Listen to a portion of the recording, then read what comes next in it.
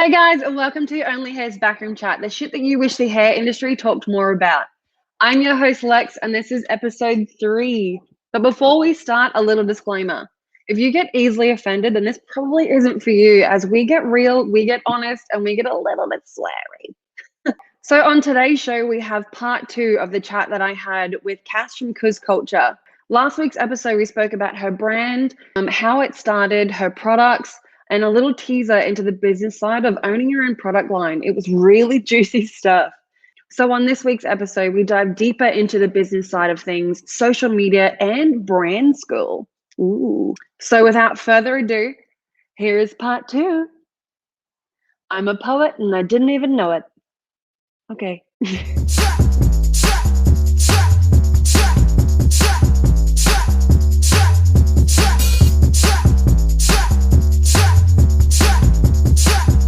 Okay, so let's dive into your branding, shall we? So you've had a massive makeover. Tell us why you had that makeover. I feel like it was something I had on my vision board for a while now. I wanted it to be a bit more fresh, a bit more clean, and I actually did a rebrand at the beginning of the year. And that was with BishSchool as well. So I'm part of BishSchool, amazing community. I feel like everyone in the community also buys Kus Culture too. I know, we all just love each other in there. But yeah, it's for small to medium businesses, growing bishes. Yeah, and Riley and Ree, they're just amazing. And I feel like they took me under their wing. I've been with them now for over a year. Oh, really? So, yeah, I was part of them before they were BishSchool even. So, oh, wow. Yeah, I'm an OG. But I need to never do that again. Ever. I need to stop drinking wine. No, continue. I'm loving this interview, by the way. This is amazing. This is so great. So BishSchool is a community that you can go to, and they help you grow your business, but your social media presence. Yeah, I feel like they do more than social media as well. Like, they help you with your community. They help you with, like, now recently I've done a whole website relaunch with them, and I have a whole strategy in place. So at the beginning of the year, before what I'm doing now though, I did a bit of a rebrand on socials, and I found that that was like when all my cream colors and like florals and stuff came from, and Riley did some really nice photos for me, and then I kind of continued on with that too in my own creative way. And I felt like that was another like little level up, and then I launched the mask as well. But now I just felt like it was becoming a bit stale. The girls, like, what they always say is like everything's constantly changing. Like, if it worked for you then, that's great. If you need to level up again, just ditch it and level up again. Like, don't be so tied up with one image or one thing, because you can continuously move. It's not like I'm changing my logo or like my vision for my brand. It's just like the colors in the photos, like, see what works. And I feel like I'm at the point in my business now, especially moving everything to Australia when it's going to cost me more, where I'm like, I just need everything to work. So I'm willing to try anything, you know? So yeah, that's when now we've done a whole nother flip as well. And I did a big photo shoot with Riley and Ree, and we did a whole bunch of new photos for socials. And then Ree and I flipped my website on the 30th of June, like late at night. We were working on it for like 5 hours together. Like, we were both on it, and just like, we didn't even call each other. We're just like texting each other. We're just like, now I've optimized this. Yes, now I've uploaded these photos. Yep, the new kid's alive now. And like, we were just going at it together. Oh, that's so amazing. Very hands-on they are. It was a big process, but yeah, it went live for the 1st of July. So I really wanted it to be like new financial year, like a new look.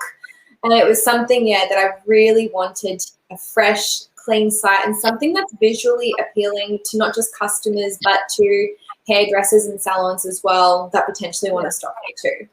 Yeah. The packaging of the actual products is beautiful. Thank you. Yeah, truly. Yeah, I reckon they can go in any kind of look salon.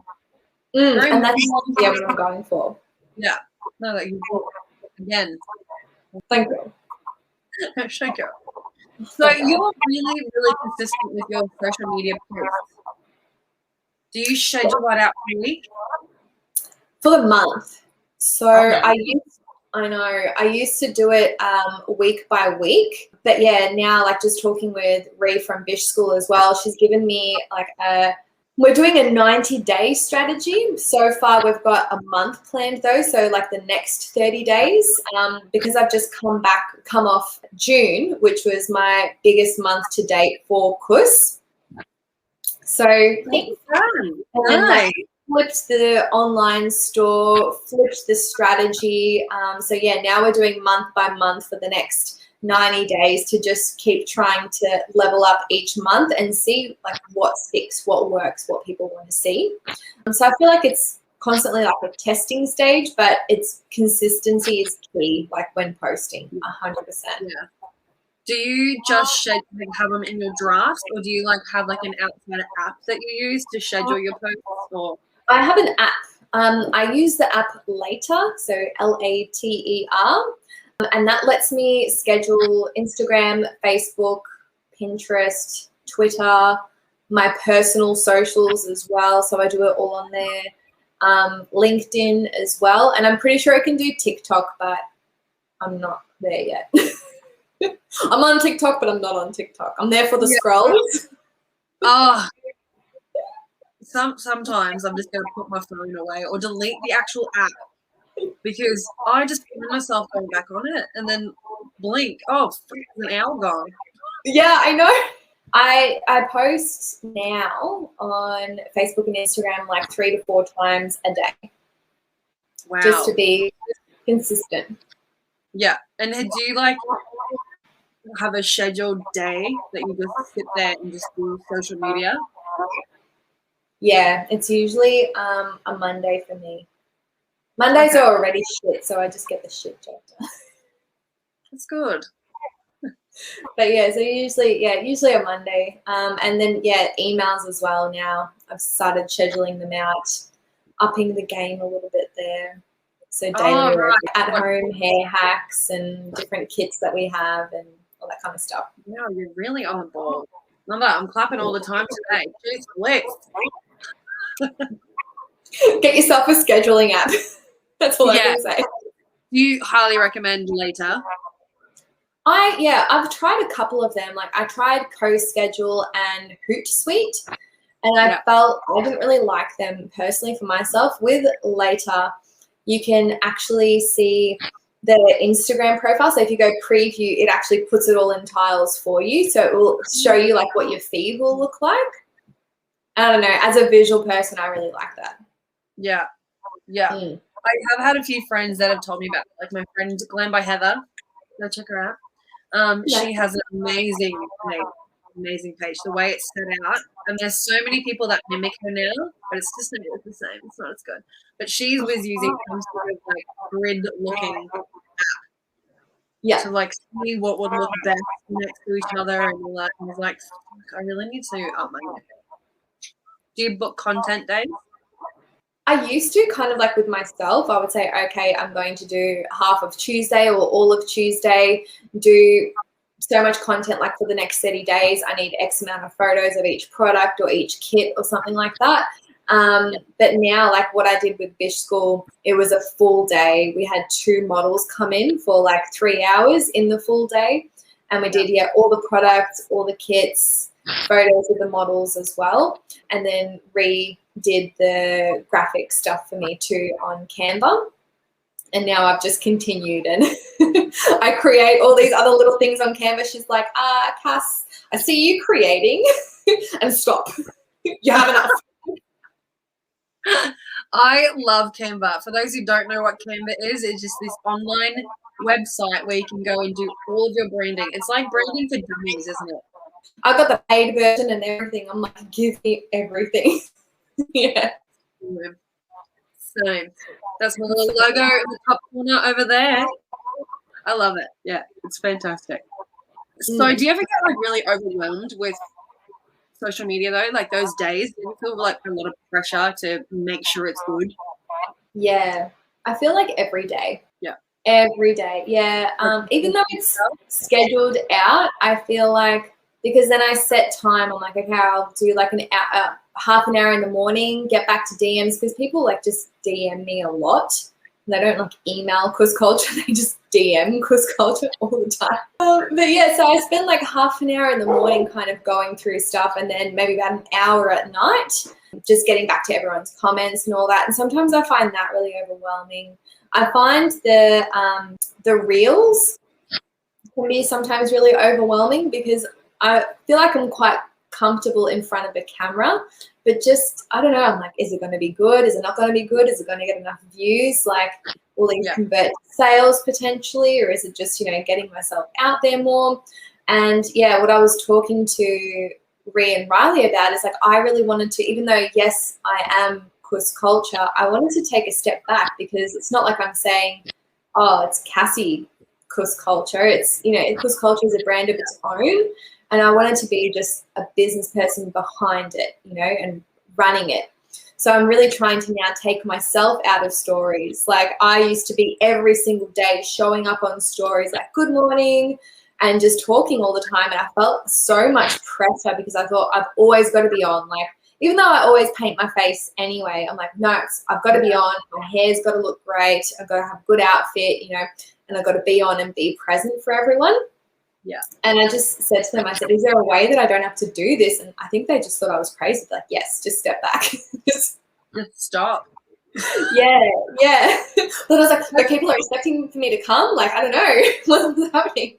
That's the thing. And I feel like a lot of people, even if they don't have like a product to sell, even with hairdressing as well, I feel like they have this like expectation on themselves, and they think that people are actually waiting for them to post. Yes. And it has to be good. It has to be like this. It's supposed to be this way. It's supposed to be that way. But no one actually cares that much.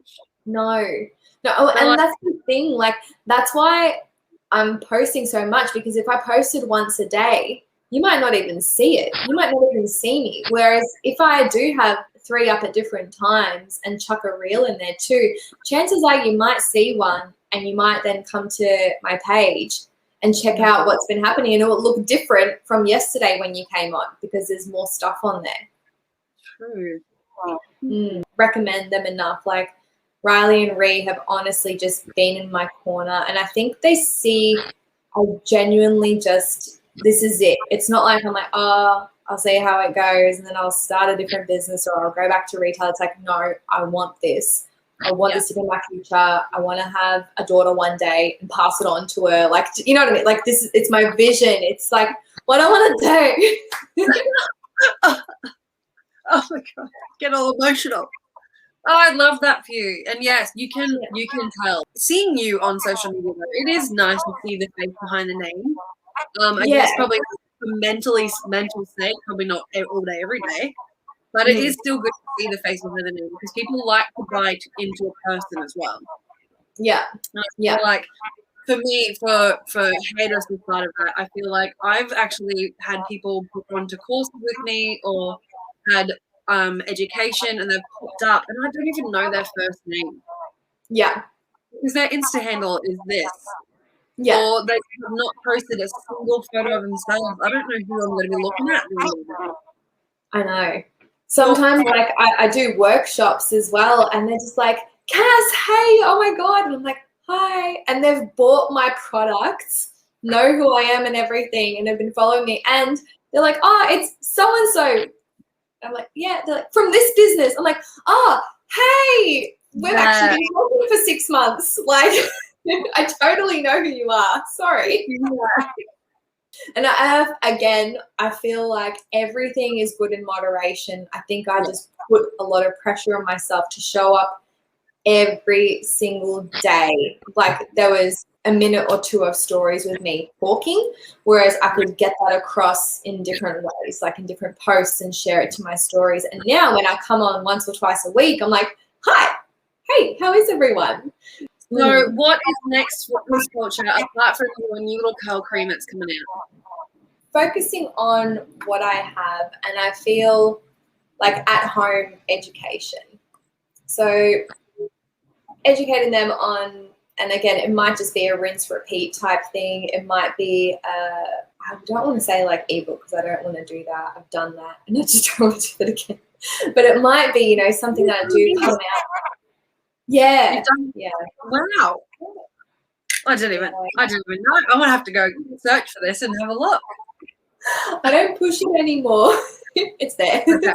All right, I'll have to go. Yeah, I feel like at home education, you know, how to keep your hair healthy between salon visits and getting to know your hair and loving your hair, not just tying it up in a top knot every single day. Like limit that to once or twice a week.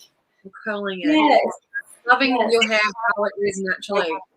Yes, exactly right. Yeah. So, and I think that's going to be a real big push now before I launch the curl cream as well. Yeah. Really loving your locks. Yeah. Well, if you need some tips on how to offer some styling curly hair, I'm your gal. Do you have like curly clients or? My entire family has ringlet curls. Do you? This is it. Yeah. Everyone in my family are blonde, curls, and I've got dark straight. I was like, Mum, is there a milkman that I need to be looking for? I'm not adopted. We're going to have a chat. Yeah, it's crazy. You're like the Khloe Kardashian of your family.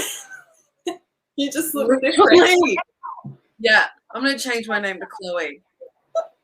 Khloe Kardashian. Yeah, Khloe Kardashian. Rebet. Yeah, so I've grown up with cutting, styling, and giving tips on curly hair. And I have a lot of curly hair clients. I love cutting. It's so different, isn't it? And that's probably where your view of cutting hair in its natural form comes from, because you've had your experience with cutting curls and the different techniques of cutting curls. Yeah.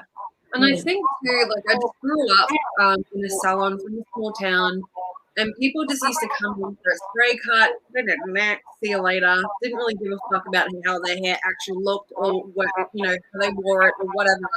But it was our job for when that client said to someone else, oh yeah, such and such cuts my hair, it needs to look good in their natural form. Yeah. Because they're not going to style it how I style it. They don't even own it or a blow dryer. Yeah. So I think that's probably where that's, yeah. I feel like everyone has to look good all the time. Got the whole fucking world on my shoulders there, not putting any pressure on myself. You know that shampoo that's going around making people's hair fall out? Yes. Did you see my comment? Because I was like, I'm not going to say a word, but in the comments I will. I didn't see the comment.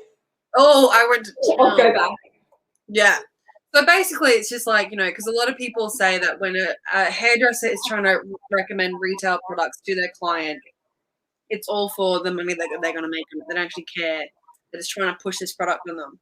And I was trying to say that really, we don't care about the $2 that we make on top of the product that we sell you.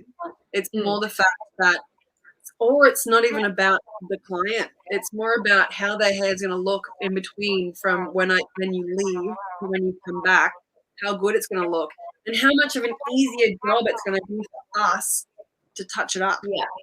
Yeah. Because going and using shitty shampoos, obviously it's going to be falling out like that shampoo does. Yeah. I don't know if you mentioned it or not, but that's a voice that knows. Yeah. Well, and that's the thing. It's a reflection of you too, because the thing is they're going to go home, wash their hair, use all these shitty products in their hair, and someone's going to say, "Oh, where'd you get your hair done?" Yeah. Exactly. Yeah. And like, it's not really about them at all. It's more about us. We're being selfish here. Yes. Well, and that's why I'm a big believer in like giving the salons like the full bottles as well. Like, try it out for yourself before, and you might come back and be like, oh, look, it wasn't great for me, but it was great on my clients, or it's great on my client. You know, like, they might come back with so much different feedback as well. And I think that's what I really value. And then like having the little samples for their clients as well, like the sample serums, sample masks now that I have too, because sometimes a client might be on the edge, but might be like, well, just try it out at home. It might be better in your routine for you. Yeah. Yeah. And it's about trusting your hairdresser, really. Yeah, for sure. Absolutely. But it's also having that hairdresser educate their client better as well. So there's a difference between relaying information to a client and then actually saying it with meaning and with purpose. Yeah. That's the difference. When you're just relaying it because you get told that that's what it does, and then you saying you need this because of this, that, and the other. Yeah. Big difference. So like hairdressers need to educate themselves before they educate their client. Yeah. Hands down. But I did have a client, she was in, I can't remember, maybe on Monday, and she was like, oh, I was looking on the website and I was going to get some of their samples delivery because it was like online. It was like, I may as well just buy a full one because they're going to buy 2 little samples and pay the delivery price. I may as well just get a big one and the whole range. So I was like, go you, listening to me. I've put down the delivery price too because like I'm an online shopper because there's like nothing up here in Cairns, and I hate it when you get to the checkout and you're like, oh, I'm spending like $50 or $80 and I still have to pay tax and then I have to pay $10 shipping, and you're like, what the fuck? Yeah. And I hate that. So I literally brought it down. Like my shipping is free over $60 and it's $8 shipping. So if she was to buy samples, it's like $8. It's not the 10. And I end up wearing the cost anyway because the cheapest shipping I can actually send out is $8.50. So no matter what, I will always wear a shipping cost. Like the mask, if the mask was to, it's just a whole big thing now with Oz Post with me. You've really hit a sore point. This little tickle. Go, let it go. Do it. Say it. Post is ridiculous, especially up here. It's good because it's better than other delivery services I've found. I've tried a couple, but like my bill, like I just charge it to my account and then I get a bill the next month. So my bill for last month, for like my biggest month, was almost $1,000 just for delivery. And everybody is getting free shipping because they're all paying over $60. So they're all getting free shipping. But if you put like a mask and a serum, which everyone's buying this together, if you put a mask and serum together, I'm paying $10 to $12 because of the weight in the box. Of course. So I'm paying that for every single order. And everyone's like, free shipping, yes. But I don't really think that people understand free shipping. The business still pays for it. It just magically disappears. Them small business teams. I was going to Oz, I'm like, can I get it cheaper? They're like, oh, you have to do more orders to go onto a different tier. I'm like, what happened to supporting the small business? Yeah. Can you plug the COVID thing, or is it a bit too late? I mean, it's not really much COVID up here. There's no COVID. Are you delivering to yet? I know you said you started, and then you stopped. Am. I was delivering to like UK and US, and Europe. I was delivering to everywhere actually, but I've actually just recently now put it down just to New Zealand because UK and Europe have like different VAT taxes. Oh my God, it is so shit. It's so shit. And trying to, you would know. And then trying to get like Australia Post to explain to me, if I don't pay the UK taxes, if I don't personally pay them per order, then my customer gets hit with the taxes on their end. And it could be like 40 to 80 pounds, which is like double dollars. Yeah. Yeah. I don't want my customer to pay that. So I'll just stop shipping there. So does that come to like a level of orders kind of thing? Does it get cheaper the more you send it out?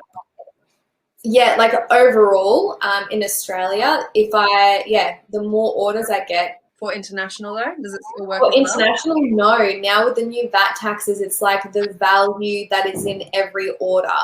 So it's like if I was to send like an order worth $100, I'd get charged their VAT tax and have to pay that.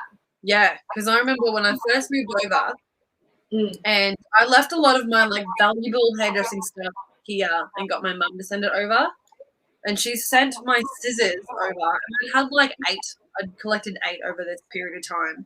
Yeah. And you know, they were worth like $650, $700, $800 each. So they thought I was selling them. I had to pay £250 to get my own scissors. Yeah. As well as delivery, so that was a whole nother ball game. But it's just, it's unreal. And even my own clothes, like everything, it's just too hard. Yeah. I don't know how big companies send internationally all the time. I don't get it.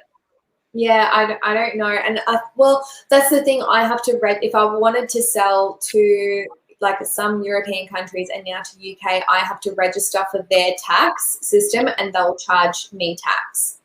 They'll charge my business tax. So I guess if I had a lot of customers over there, it's something I would look into. But I've got 2 customers there now, and we've just got some ways to get around things. Oh. It's their birthday every few months. Yes. That's what we figured out too. For sure. Oh, your birthday again? No worries. Cool. Okay, let's move along in the questions because it's already 2 hours. Jeez. I know. Holy. But it's so easy to talk to you. Oh. Okay, so I've got a question from one of the OH members, the OnlyHairs members. How did you get such a gigantic following? Yeah, I don't know. For Kus, I feel like it started like 4 years ago, and I started that Instagram as soon as I registered my name, got my ABN and everything. So I feel like it started from there. And then I was really pushing. I'm Croatian, so I've got a lot of family. So I was really pushing from day dot with my family to like share it. A lot of my family overseas as well, like just to share it. So I felt like word of mouth kind of really started it. And then as I grew, I felt like no comment was left just liked. It was, I would comment back straight away. So I think that's where like a lot of pressure came from initially. But I felt like everyone has to feel valued. It's kind of like that guy Casey that we both follow. It's like the fact that he's got 400 comments on a reel and I've posted something to him and he's replied to me. I'm going back every day. Don't understand businesses to this day if I comment on their stuff and they just like love heart me or like double tap or something. I'm like, oh. Well, they don't even do that though. They just leave it sit there and don't do anything about it. If someone takes the time, even if it's like love heart eyes or a love heart, like they've taken the time to even send you an emoji in a comment, you just reply with another emoji or you reply and you say thank you or you reply something. Firstly, it's amazing for your engagement. So Instagram picks up on that engagement and boosts you up. But secondly, it builds that community that you are constantly on there and it makes other people feel more comfortable to comment as well. Yeah, so I feel like just really, really being consistent with that. On that little note about the emoji.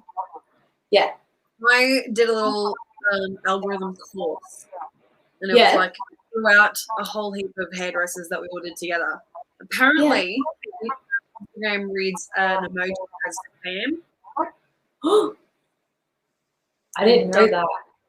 So it's a minimum of 3 words, apparently. That was the last algorithm change. Rollout. Yeah. There's so many changes. All right. Note to self, no more emojis. Yeah, so a minimum of 3 words, and then you can have emojis after that. But yeah, I know it's crazy. And then it got commenting on all your stuff now, going minimum 3 words, minimum 3 words, minimum 3 words. Love hard eyes. That was like a little thing we have for each other. Next minute, like everyone that watches this, it's minimum 3 words. Like, are these girls okay? That's funny. But I definitely think that you built your following up a lot because you're so consistent. You are so consistent. Mm. It came with time. Like a lot of it, I was talking to Ree about it now when I did the website flip, and I said, she said, I want you to email like every single day. And I was like, but I'm gonna get annoying. Like people are gonna unsubscribe. And she's like, good, let them. You don't want them there anyway. She's like, if you're hitting everyone's inbox every single day, they're becoming familiar to you. If they unsubscribe, they were never gonna buy. But if they hang around, like it's just you're becoming more familiar, because if you do just email them like once a month, let's just say, the same thing happens with social media. If you post once a week, it's kind of like who are you? Like, I don't remember you, but if you're constantly around, you're like, Kus Culture, yeah, I've seen them. Yeah, I've seen that. And like, it's just a subconscious thing. You might not want hair care now, but 3 months down the track, what hair care brand is constantly on your socials and in your inbox? Yeah, okay, cool. I am learning so much with these interviews. It's so great. I've paid my finances, and now I'm up in my social media. I'm loving it. It's amazing. You're like, it's for the community, but it's for me. Because there's so many people that don't know that, though. They don't. Yeah. And they post once a week or once a month and go, why isn't my following growing? Just try it. You've got nothing to lose. If people are going to unfollow you, they're going to unfollow you regardless of if you're posting too much or not. So I don't even look at it. I've lost a few followers, but since then I've gained a few, and I'm pretty sure my mailing list has increased by about 500-600 people in the last 40 days. Yeah. Holy shit. I forgot about that stat. Let me just throw that out there. Yeah, give me the stats. I love the stats. That's amazing. Cool. Okay. So what is one great tip that you've picked up? I would say 2 different things. One that I definitely can't live without is rinsing my hair with cold water or cooler water. I didn't used to do it, and it wasn't until after I launched Kus and after I started this healthy hair movement, and I started researching more, that's when it kind of all came to it. And I was like, wow, this really does help. It really does like close everything down and make my hair frizz-free. I figured that out. I think I was in my 2nd year of my apprenticeship. Yeah. So 15 years ago. Yeah. Showing my hair. People swimming in the creeks here. Creek kids. They are ice cold, and their hair was always so shiny and soft afterwards. And I was like, how? You have curly hair. How? And they were like, I just go swimming in Josephine Falls or whatever. And my hair's like, so now I just do it in the shower. And I'm like, yeah. And I bleach shit out of my hair. Yeah, no, it's honestly a game changer. And everyone's like, but it's cold. And I get that they're from Melbourne and stuff like that. But I'm like, just literally put your hair in it and your body can be out. Like, it's fine. Make it work. It's a game changer. The second one, and like, I feel like hairdressers can't do it in salons, but at home, switching up to like a wooden brush or wooden combs. I know like in salons, it's easier to do with plastic. Obviously, you don't want to burn things. But at home care, I feel like it's really different because it eliminates all the static friction. So again, no frizz, no damage. There you go. You have a little range of timber combs.